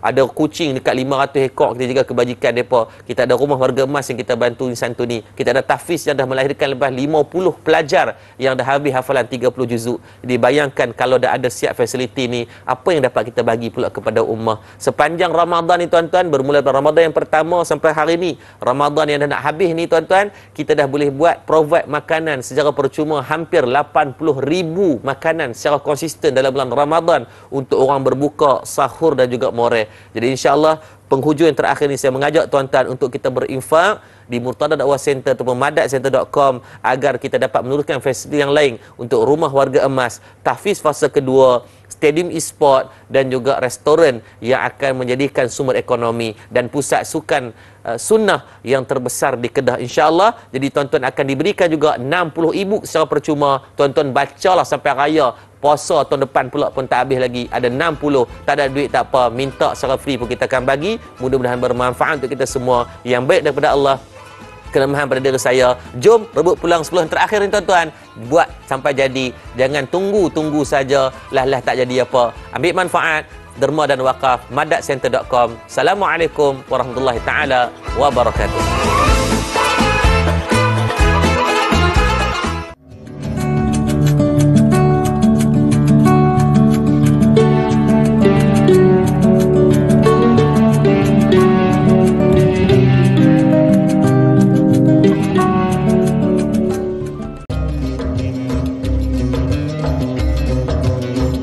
Alhamdulillah, kembali kembali semula kita di dalam rancangan Tanyalah Ustaz biar tahu jangan keliru seindah kasih dengan topik kita pada pagi ini iaitu kisah Ramadan dari Al-Quran, fitrah dan perayaan. Kira-kira berbaki masa lebih kurang 30 minit lagi di siaran TV9. Jadi sebentar tadi sebelum kita berehat seketika, kita mendapat soalan daripada Ramde Seru berkenaan dengan zakat fitrah dikaitkan dengan bulan Ramadan, dan Ustaz pun telah mengupaskan serba sedikit tentang soalan ini, dan ada kisah yang Ustaz nak ceritakan pada kita. Apa kisahnya? Itu sebab saya nak serahkan kepada Al-Fadhil Ustaz untuk kita kupas lebih lanjut tentang soalan daripada Ramde Seru ni. Silakan Ustaz. Terima kasih Daif Fahmi dan juga ibu ayah, para penonton yang saya kasih sekalian. Kisahnya bukanlah apa sangat. Kisahnya adalah watak orang kita ataupun cara orang kita nak bayar zakat fitrah di pagi raya. Sama ada kita terlupa, tertinggal ataupun dia macam ni. Kalau kita ni rajin pergi masjid sepanjang Ramadan, kita akan jumpa kaunter zakat fitrah ni. Hari-hari ada. Hari-hari ada. Malam tarawih ada, waktu-waktu fardu ada. Memang itu instruction daripada pusat-pusat zakat supaya buka kaunter dan jaga sampailah hari raya pagi pun ada. Jadi maksudnya sepanjang-panjang sebulan ni tak pergi masjid ke? Atau sepanjang sebulan ini takkan tak pernah kita terfikir nak bayar zakat fitrah. Betul. Pagi raya barulah berebut-rebut, beratur. Jadi nampaknya kau ni memang datang solat raya je lah. Nampak sangat lah. Jadi nampaklah kita tak berapa cantik. Betul. Sebagai seorang lelaki, sebagai seorang ayah, di mana sifat yang patut kita bawa dalam kepimpinan sebagai seorang ketua keluarga. Kalau kita dah benda yang termasuk dalam perkara-perkara yang menjadi prioriti, kita jadi macam sambil lewa kita tengok. Tangguh Kan? Rumah semua tukar lah. Cushion tukar, sofa set tukar, itu tukar, ini tukar, beli tu. Jadi rupanya zakat fitrah lupa. Allahu Akbar. Kan, how poor you are, kata orang tu kan. Terlalu kesian saya tengok. Jadi pagi raya ramailah yang datang nak bayar. Kadang-kadang Bilal ni daripada duduk kat luar kaunter ni, dekat luar masjid ni, yang tengok orang punya kesesakan di kaunter-kaunter zakat fitrah ni, dia akan bagi tahu, nanti dulu Kak Imam. Dia kata nanti dulu, jangan solat lagi, kejap. Kita dah tetapkan kita akan solat raya 8.30. Jadi dia minta anjakkan sikit, lewatkan sikit, bagilah lagi dalam 10 minit lagi. Sebab nak bagi clear kamu bayar zakat. Sebab lepas raya, kalau selepas solat raya dia bayar, dia jadi makruh. Betul. Jadi eloklah kita bagi peluang selesaikanlah kesian kan. Satu. Dan ada pula yang datang bila kita bagi tahu, tuan-tuan, kaunter zakat masih buka lagi, ni cerita pukul 8 ni. Sebelum 8.30. Kaunter zakat masih buka lagi, siapa-siapa yang nak pergi bayar zakat silalah ke kaunter zakat, selesaikan zakat fitrah ni. Ada yang pergi. Pergi sahaja, dia pergi kat kaunter, dia kata dia bagi tahu dekat amil zakat ni, dia kata, Ustaz, saya nak bayar zakat fitrah, tapi saya tak bawa duit. Wallet Tertinggal wallet. Duit tak bawa. Berapa orang dengan tanggungan gitu gini dari RM80. Jadi dia nak pinjam, dia kata tak bawa duit. Boleh tak saya pinjam duit amil? Hutang dulu. Dia kata amil pun tak bawa duit. Dia nak hutang dengan amil. Ada, itu satu kes. Kes yang kedua, dia bayar. Dia bawa duit tapi bawa RM50. Oh, dia besar. Dia kena bayar zakat RM56. Oh, lebih. RM6 lagi. Dia minta pinjam. Oh, saya ada RM50 je. RM6 boleh pinjam tak? Pinjam lagi. Jadi nampak kita tak prepare betul-betul untuk zakat fitrah. Ini di antara benda-benda yang saya yakin kita akan jumpa. Tak alert. Akan jumpa. Jadi, itu satu. Keduanya saya pernah buat dekat masjid saya dulu ni. Saya tengok ada Bangladesh ramai kan. Jemaah Bangladesh, saya panggil. Kalau yang Indonesia ni dia faham lah, kita cakap bahasa Melayu, dia faham. Yang Bangladesh ni dia ramai tak faham. Saya panggil ada seorang Bangladesh ni, dia bercakap Melayu. Memang dia kerja dekat kubur masjid. Panggil, bye, you bagi tahu sama you punya kawan semua yang Bangladesh ni, suruh bayar zakat lah. Mana boleh tak bayar zakat? Bagi mic dekat dia pun bagi buat pengumuman. Zakat fitrah, apa benda-benda cakap. Masa tu tengok semua geng Bangladesh ni keluar nak pergi bayar zakat. Ramai. Kita kata, weh, collection boleh tahan lah hari ni kan. Ramai Bangladesh nak bayar zakat. Kita punya basic awal ni, package yang pertama sekali RM7. RM7. Dia pergi bayar zakat fitrah RM1. 100 ke satu? RM1. RM1. Bagi RM1. Dia kata, ni saya punya zakat fitrah. RM1. Dia kata, RM7. Tak ada. Saya punya kampung, RM1. Ikut kampung dia. Mana boleh, itu punya kampung. Sini Malaysia RM7 lah yang punya zakat fitrah. Dia kata, salah kampung. Jadi, imam kata, bila kata ini tabung. You niat apa, you taruh dalam ni tabung. Tak boleh kita keluarkan kupon. Betul. Zakat fitrah. Jadi itulah di antara cerita-cerita pagi Kerana. raya. Dan keduanya pula pagi raya. Hari raya saya nak ingatkan. Hari raya ni kita solat dulu baru dengar khutbah. Dia terbalik dengan solat Jumaat. Jumaat kita solat, kita khutbah dulu baru solat. Betul. Jangan pula sampai-sampai tengok imam tengah baca khutbah dia kata, Alhamdulillah sempat. Kau pun duduk di ujung masjid tu dengar khutbah, angguk. Lepas selesai imam baca khutbah, imam turun, imam selawat. Sallallahu ala Muhammad. Bilal pun selawat sebab salam-salam. Dia tengok, apa Suraja ni kenapa tak solat? Patut lepas khutbah kena solat. Dia boleh tanya kawan sebelah. Dia kata, tak solat ke? Kenapa tak solat? Jadi kawan sebelah kata, sudah. Marah kan? Jawab, sudah. Bila tukar? Dia kata. Bila tukar? Jadi nampak sangat kita ni solat raya. Sebab itu kena ingat, solat raya, solat dulu, khutbah kemudian. Ini di antara benda yang kita akan jumpa. Pergilah awal. Jadi kita ada beberapa perkara kita akan bincang juga di antara sunat-sunat raya selepas kita layan soalan daripada peminat-peminat Tanyalah Ustaz ni. Masya Allah, sangat cantik cerita Ustaz tu tadi. Jadi Ustaz, kita ada soalan seterusnya daripada Intan Zurina Abdul Razak. Soalannya, apakah sirah di sebalik takbir raya dan mengapakah takbir raya dialunkan mendayu-dayu sedangkan ianya hari kemenangan? Terima kasih kepada saudari Intan Zurina Abdul Razak atas soalan yang sangat baik. Saya serahkan pada Al-Fadhil Ustaz. Ya, terima kasih. Sirah ni, takbir raya memang disunatkan untuk kita bertakbir hari raya dengan membesarkan Allah Subhanahu wa taala. Ini merujuk kepada ayat 185 dalam surah Al-Baqarah yang kita mulakan perbincangan kita di awal pagi tadi, walitukmilul iddata walitukabbirullaha ala ma hadakum. Bertakbirlah. Jadi Nabi SAW juga bertakbir, kita juga bertakbir. Cuma bila tanya takbir yang dialunkan mendayu-dayu sedangkan ianya hari kemenangan, ialah dia selera orang tak sama. Selera orang Malaysia ni dia tak boleh macam orang Arab punya selera. Kalau kita tengok dekat negara Arab ni, takbir dia lurus je. Allahu Akbar, Allahu Akbar, Allahu Akbar, La ilaha illallah, Allahu Akbar. Kan dia tegak je kan. Pergi kat Malaysia, sampai kat Malaysia, dia dah mendayu. Allahu Akbar, Allahu Akbar, Allahu Akbar, La ilaha illallah, Wallahu Akbar, Allahu Akbar, walillahil hamd. Dia mendayu-dayu. Memang itulah selera Malaysia. Kalau kita bagi yang tegak-tegak, dia tak rasa raya. Tiba-tiba kita nak tukar, memang apa takbir macam ni? Macam kucing jatuh tingkat 13 dia kata. Tegak-tegak. Allahu Akbar, Allahu Akbar, Allahu Akbar. Dia punya kan panjang sikit. Jadi kalau negara Arab, dia lurus tegak macam tu je. Ada negara itu kalau kat Mekah, Madinah, kita nampak tegak. Kalau pergi kat negara Jordan, dekat negara Jordan pula, mana dia tegak macam tu? Macam mana Ustaz? Allahu Akbar, Allahu Akbar, Allahu Akbar, La ilaha illallah, Allahu Akbar, Allahu Akbar. Dah, kosong, tak ada apa-apa.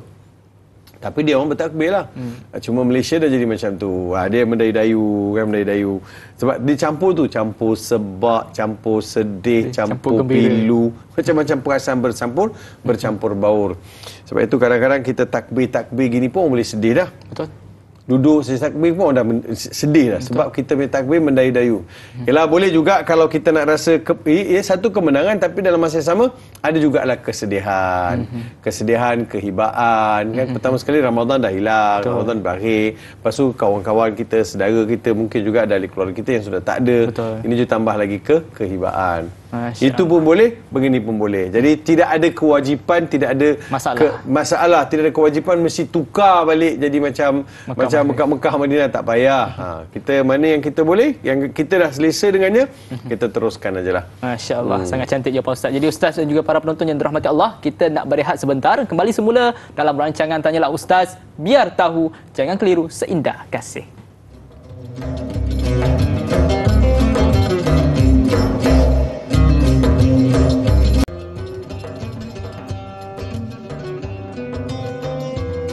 Alhamdulillah, bertemu lagi kita di dalam rancangan Tanyalah Ustaz, biar tahu jangan keliru dengan topik kita pada hari ini, kisah Ramadan dari Al-Quran, fitrah dan perayaan. Jadi kita tak nak membuang masa, kita nak terus meraihkan soalan daripada para penonton kita daripada Waqdaj.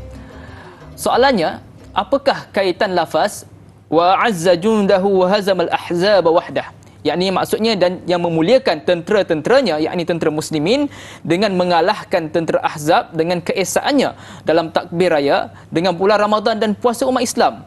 Adakah amalan puasa umat Islam sama seperti berjihad memerangi tentera Ahzab? Yang kedua, apakah takbir raya diperintahkan selepas perang Khandaq ataupun Ahzab tahun ke-5 Hijrah? Terima kasih kepada Waqdaj atas soalan yang saya kira sangat-sangat baik. Saya serahkan kepada Fadil Ustaz. Ya, terima kasih kepada Waqdaj atas soalan. Pertama sekali, kenapa ada teks berkaitan dengan perang Ahzab? Apa kaitan dia? Pertama sekali, kaitannya ialah Nabi SAW mengingatkan orang Islam melalui para sahabat supaya kita kenang satu perjuangan yang berlaku ke atas Nabi SAW. Umat Islam mencapai kemenangan. Sebab itu pertama sekali dalam takbir ini yang kita baca biasanya sadaqa wa'dah wa nasara 'abdah wa hazamal ahzaba wahdah. Yang bermaksud benarlah Allah punya janji, Allah akan beri janji, Allah janji akan beri kemenangan kepada orang Islam dan memberi kemenangan kepada Nabi Muhammad sallallahu alaihi wasallam dan juga mengalahkan tentera Ahzab. Pertama, keduanya menurut Imam An-Nawawi perkataan Al-Ahzab dalam lafaz takbir ini merujuk kepada perang Khandaq atau dikenali juga dengan peperangan Ahzab, Khandaq ataupun Ahzab. Teks Imam Nawawi dalam kitab beliau ialah wal murad bil ahzab alladhi ijtama'u yaumal khandaqi wa tahazzabu ala Rasulillah sallallahu alaihi wasallam. Dan yang dimaksudkan dengan ahzab dalam lafaz ini adalah mereka yang berpakat dalam perang Khandaq untuk memerangi Rasulullah sallallahu alaihi wasallam, dan ini disebut dalam syarah Sahih Muslim. Jadi mengapa kita diingatkan dengan perang Ahzab dalam takbir raya? Perang Ahzab berlaku ketika serangan orang kafir itu datang dari segenap pelusuk seperti mana dirakamkan dalam Al-Quran Al-Karim, idh ja'ukum min fawqikum wa min asfala minkum. Jadi mereka datang dari segenap sudut. Jadi Allah Subhanahu wa taala mahukan orang Islam ingat akan kemenangan yang dicapai oleh Nabi Muhammad sallallahu alaihi wasallam. Dan rentetan daripada itu, apakah takbir diperintahkan selepas perang Khandaq Ahzab tahun ke-5 Hijrah? Ya, betul. Perang Khandaq itu berlaku pada tahun ke-5 Hijrah dan ianya mengalami revolusi dalam takbir raya ini. Dia akan ada penambahan, penambahan lah biasanya. Kalau tidak, takbir raya ni kalau saya faham, saya bertakbir je lah. Allahu Akbar, Allahu Akbar, Allahu Akbar, Allahu Akbar, Allahu Akbar, Allahu Akbar, Allahu Akbar, Allahu Akbar, walillahil hamd. Saya sebut itu je lah. Allahu Akbar, Allahu Akbar, Allahu Akbar, walillahil hamd. Tak ada penambahan. Tak ada penambahan. Tapi kita datang pula penambahan Allahu Akbar, Allahu Akbar, la ilaha illallah wahdahu la syarika lah, kan? La ilaha illallah, kan? Wa sadaqa wa'ada wa nasara 'abdah. Kita masukkan pula ada penambahan dan sebagai peringatan kepada kita supaya kita ingat bahawa kemenangan peperangan yang berlaku di medan-medan jihad dan peperangan yang berlaku di antara manusia dengan nafsu, kadang-kadang peperangan di antara manusia dengan nafsu lagi besar daripada peperangan berlaku di pentas-pentas atau di medan-medan jihad. Masya Allah. Betul. Sebab saya nak mengalahkan nafsu saya nak kekang nafsu saya untuk 1 bulan ikut perintah Allah Subhanahu wa taala, dan seterusnya saya terus taat pada perintah Allah. Itu adalah satu perjuangan yang lebih besar. Musuh yang kita tak nampak. Sebab itu dalam beberapa riwayat, walaupun hadis ini ada perbahasannya, dia baginda sebut keluarlah kalian daripada perang kecil kepada perang yang lebih besar. Jadi dilihat bahawa peperangan kecil itu adalah jihad-jihad di medan-medan peperangan. Sebab sahabat kata, Rasulullah, perang kecil ini yang ada syahid, ada yang hilang telinga, ada yang hilang kaki, ada yang tangan. Takkan ini kecil? Betul. Tapi perang besar ialah perang untuk mengalahkan hawa nafsu. Sebab Nabi tahu satu hari nanti perang di medan-medan jihad itu sudah tidak valid, sudah tidak ada. Yang ada ialah sifat-sifat manusia yang membawa kepada kerosakan-kerosakan yang lebih jahat daripada kerosakan yang dilakukan oleh pihak musuh. Betul kan? Betul. So kerosakan-kerosakan. Jadi ini yang menjadi lebih mustahak untuk membentuk jiwa, membentuk pribadi Kalau seseorang itu melakukan kerosakan, yang kerosakan itu akan membawa ancaman kepada keselamatan negara, membawa ancaman kepada kemakmuran negara. Bukankah itu kejahatan lebih besar daripada musuh yang dapat dilihat oleh mata kasar?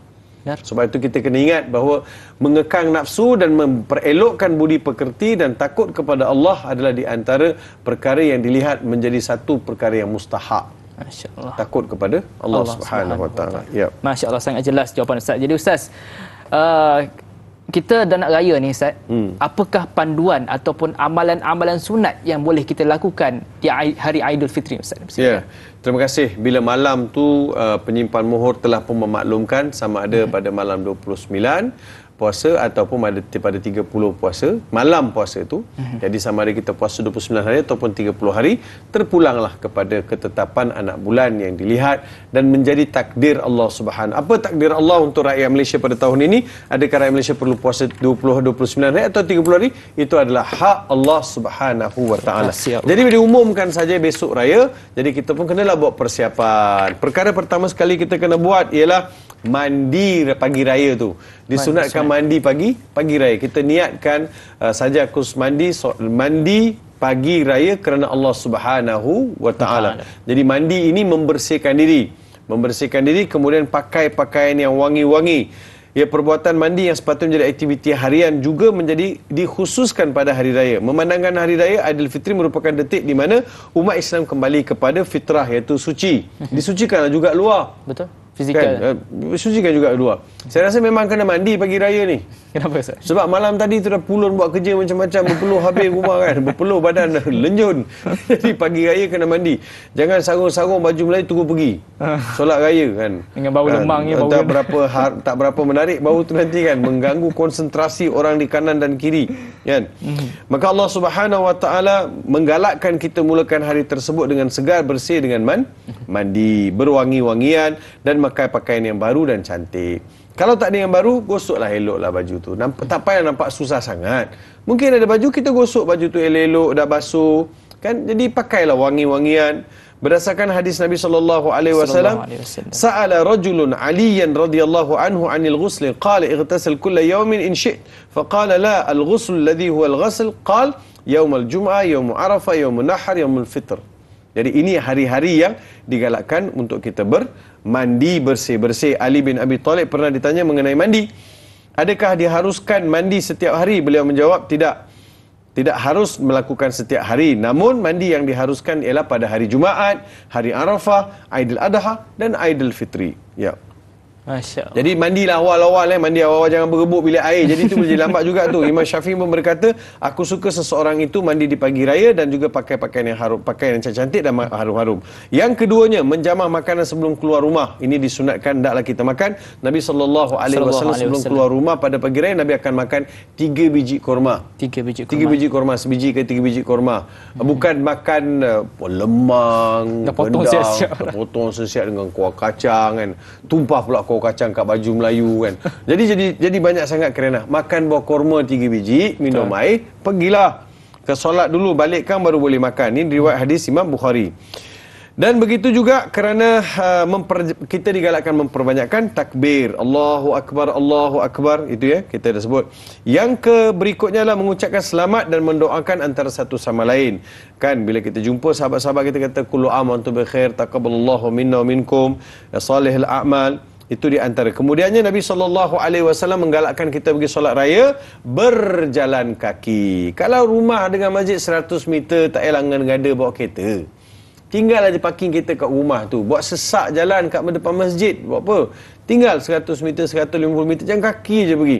Sebab Nabi SAW tak naik kenderaan, tak naik unta, tak naik kuda pergi masjid.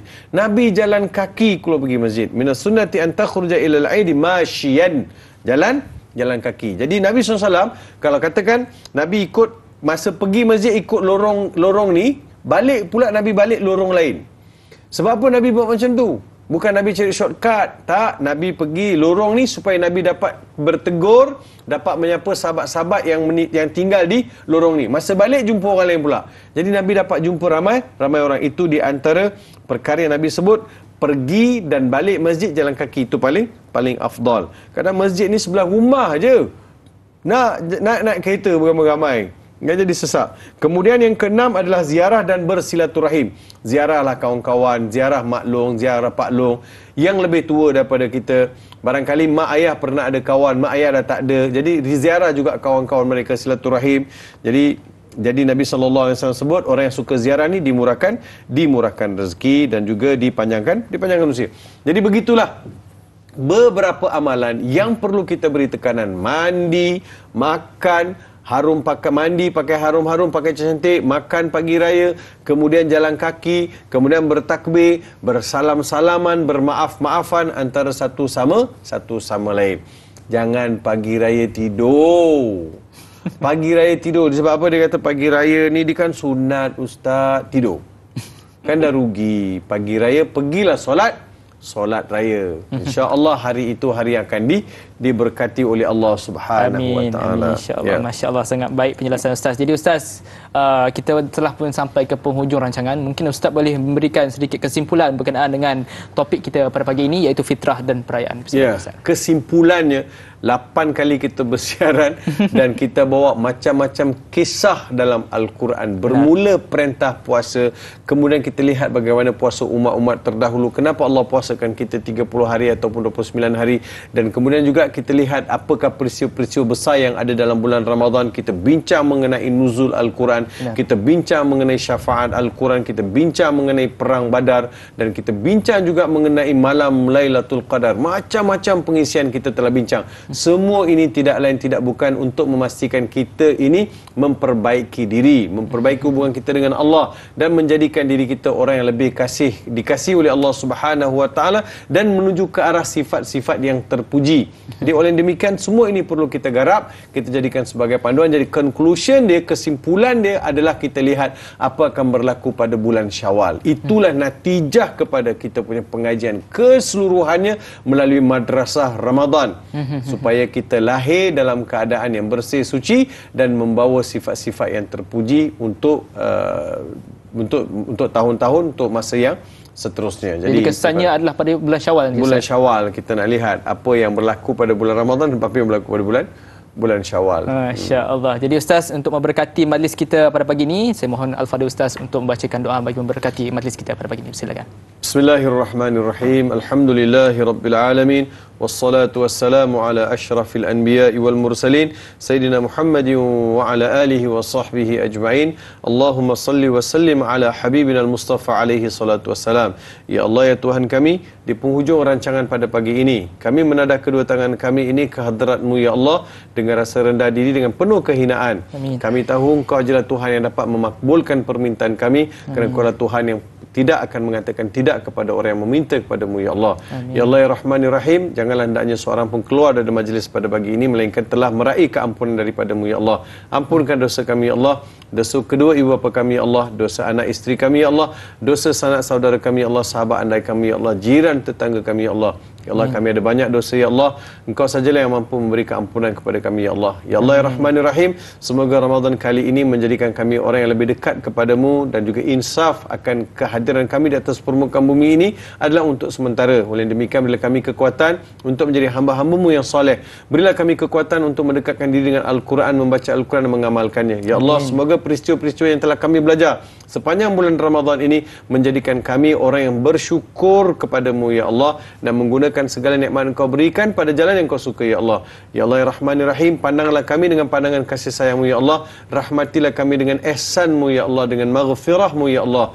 Ya Allah, ya Rahman, ya Rahim, sekiranya malam Lailatul Qadar belum Kau takdirkan atas permukaan bumi, rezekikanlah kami untuk bertemu dengan malam Lailatul Qadar. Amin. Sekiranya itu telah berlaku, janganlah hendaknya kami terlepas daripada mendapat keberkatan malam Lailatul Qadar ya Allah. Rabbana zalamna anfusana wa illam taghfir lana wa tarhamna lanakunanna minal khasirin. Rabbana atina fid dunya hasanah wa fil akhirati hasanah wa qina adzabannar. Wa sallallahu ala sayidina Muhammad wa ala alihi wa sahbihi barak wa sallam. Subhana rabbika rabbil izzati amma yasifun wa salamun alal mursalin walhamdulillahi rabbil alamin. Amin, amin ya rabbal alamin. Terima kasih kepada Al-Fadhil Ustaz kerana sudi mengupas topik kita pada pagi ini, iaitu kisah Ramadan dari Al-Quran, fitrah dan perayaan. Terima kasih juga buat para penonton yang masih setia bersama dengan kami, dan jangan lupa temu janji kita pada hari esok di dalam rancangan Tanyalah Ustaz, biar tahu jangan keliru seindah kasih, bersama dengan moderator pada hari esok yang akan mengemudi program ini iaitu Da'i Luqman, dan panelnya Ustaz Yaakob Yusra dengan topik Surat Rindu dari Tuhan pada tarikh dan masa hari Isnin jam 6.50 pagi 17 April 2023. Jadi tuan-tuan yang dirahmati Allah Subhanahu wa taala sekalian, sama-sama kita gali ilmu sehingga kita berjumpa lagi di masa akan datang. Assalamualaikum warahmatullahi taala wabarakatuh. Waalaikumsalam warahmatullahi wabarakatuh. Subhanakallahumma wa bihamdika. Alhamdulillah.